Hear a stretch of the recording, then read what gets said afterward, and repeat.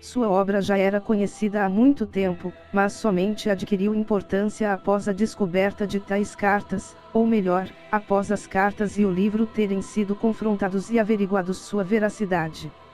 Descendente de uma tradicional família de marinheiros, suas façanhas contribuíram para manter alto no Mediterrâneo o prestígio da marinha turca. Em sua obra são descritas em detalhes as principais cidades daquele mar e apresenta ainda 215 mapas regionais muito interessantes. Afirma ainda em sua obra que, a elaboração de uma carta demanda conhecimentos profundos e indiscutível qualificação. No prefácio de seu livro Barrier, Piri Reis descreve como se baseou e preparou este tão polêmico mapa, na cidade de Galípoli, entre 9 de março e 7 de abril de 1513. Declara aí que para fazê-las estudou todas as cartas existentes de que tinha conhecimento, algumas delas muito antigas e secretas. Eram mais de 20, inclusive velhos mapas orientais de que era, sem dúvida, o único conhecedor na Europa. Piri Reis era um erudito, e o conhecimento que tinha das línguas espanhola, italiana, grega e portuguesa, muito o auxiliou na confecção das cartas.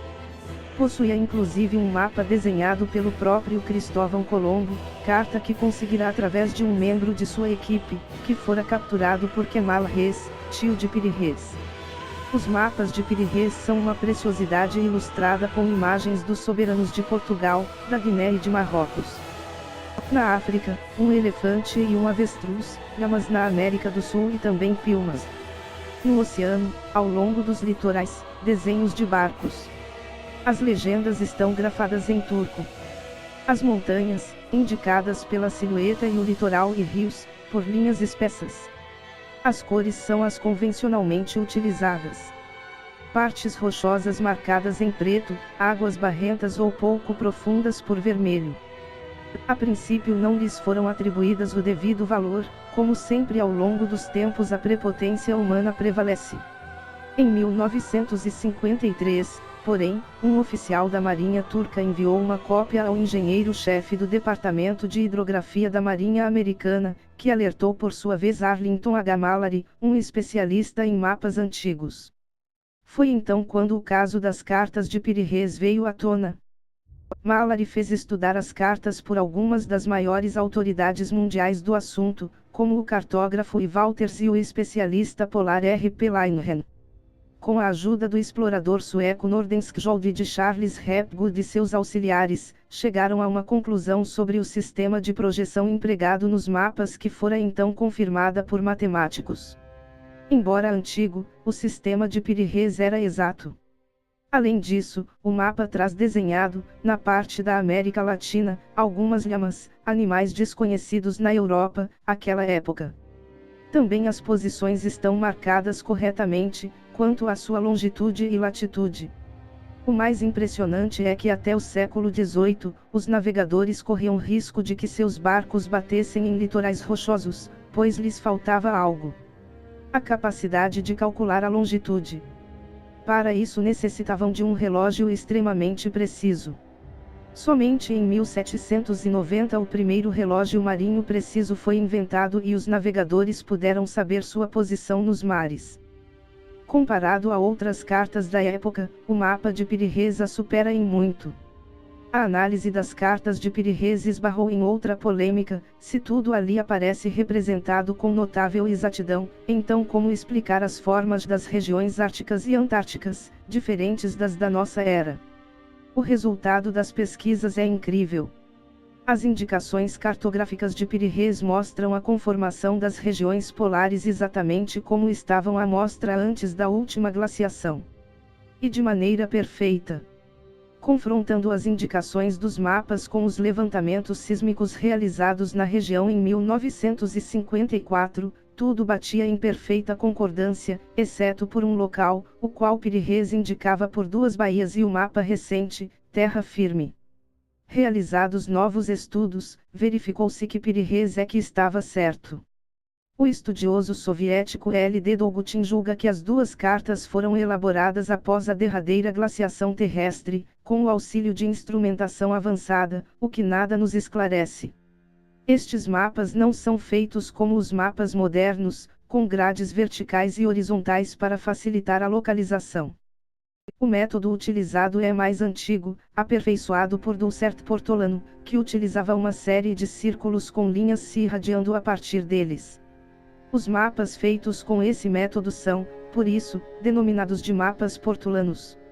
Seu objetivo era guiar os navegadores de porto a porto, ao contrário da concepção moderna que é a de localizar uma posição. Com isso, fica mais difícil comparar as características do mapa de Piri-Reis com os mapas modernos. As distorções que aparecem nas ilustrações existem apenas em uma interpretação linear, sobre uma mesa de superfície plana, mas, ajustando os mapas ao globo terrestre, desaparecem as incorreções e tudo, mares, ilhas, ficam em seu lugar. Como se o mapa mundi tivesse sido feito em nossos dias, baseando-se em uma só fotografia a grande altitude. Levando-se em conta a história como nos é contada e aos conhecimentos que temos em mãos, fica a pergunta, de onde vieram estes instrumentos e como existiriam tais instrumentos antes de Colombo. Com isso, fica mais difícil comparar as características do mapa de Piri-Reis com os mapas modernos. As distorções que aparecem nas ilustrações existem apenas em uma interpretação linear, sobre uma mesa de superfície plana, mas, ajustando os mapas ao globo terrestre, desaparecem as incorreções e tudo, mares, ilhas, ficam em seu lugar. Como se o mapa mundi tivesse sido feito em nossos dias, baseando-se em uma só fotografia a grande altitude. Levando-se em conta a história como nos é contada e aos conhecimentos que temos em mãos, fica a pergunta: de onde vieram estes instrumentos e como existiriam tais instrumentos antes de Colombo? A resposta deve estar nos mapas antigos e secretos que ele usou como orientação para suas cartas. Estudos mostram que a glaciação dos polos ocorreu depois de uma época situada aproximadamente entre 10.000 anos atrás, o correto seria dizermos 13.000 anos, ou seja, o dilúvio aconteceu cerca de 11.000 AC. Naquela época, o que havia de mais civilizado, segundo os historiadores clássicos, eram os Cro-Magnon da Europa. Além disso, Mallory chama a atenção de que para elaborar um mapa como aquele, Piri-Reis precisaria de toda uma equipe perfeitamente coordenada e de levantamento cartográfico aéreo. Mas quem teria, naquela época, aviões e serviços geográficos?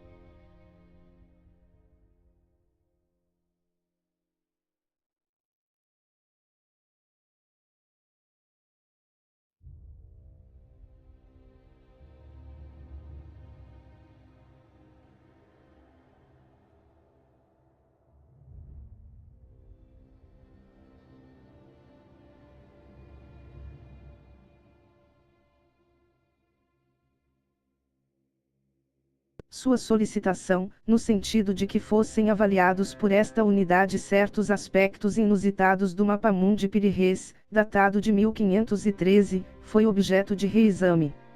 A alegação de que a parte inferior do mapa mostra a costa Princesa Marta, da Terra da Rainha Maud, na Antártida, e a Península Palmer, é razoável. Julgamos ser essa a interpretação mais lógica e, com toda probabilidade, correta do mapa.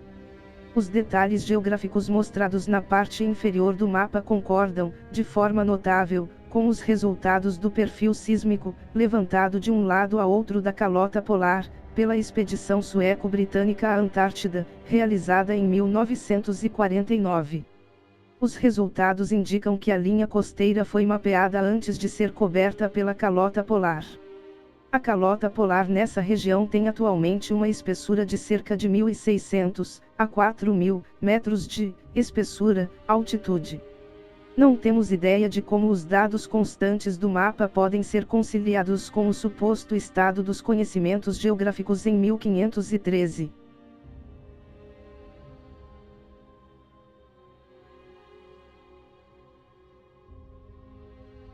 A despeito da linguagem destituída de emoção, a carta de Ohlmeyer é uma bomba. Se a Terra da Rainha Maud foi mapeada antes de ser coberta pelo gelo, hoje com uma camada de 1.600 metros, o trabalho original de cartografia deve ter sido feito em um tempo extraordinariamente remoto. Há quanto tempo, exatamente? De acordo com o saber convencional, a calota polar da Antártida, em sua atual forma e extensão, tem milhões de anos. Um exame mais atento, porém, revela que essa ideia apresenta graves falhas. Tão graves que não precisamos supor que o mapa desenhado pelo almirante Pires mostre a Terra da Rainha Mod como era há milhões de anos. A melhor prova recente sugere que a Terra da Rainha Mod e as regiões vizinhas mostradas no mapa passaram por um longo período livres de gelo, período que talvez não tenha terminado inteiramente até cerca de 6.000 anos atrás. Essa prova, que voltaremos a examinar no capítulo seguinte, evita-nos a tarefa ingrata de explicar quem, ou o que, dispunha da tecnologia necessária para efetuar um levantamento geográfico preciso da Antártida há, digamos, 2 milhões de anos antes de Cristo, muito antes de nossa espécie surgir na Terra. Pela mesma razão, uma vez que a confecção de mapas é uma atividade complexa e civilizada, obriga-nos a explicar como uma tarefa dessa natureza poderia ter sido realizada há 6.000 anos, muito antes do aparecimento das primeiras civilizações autênticas reconhecidas por historiadores.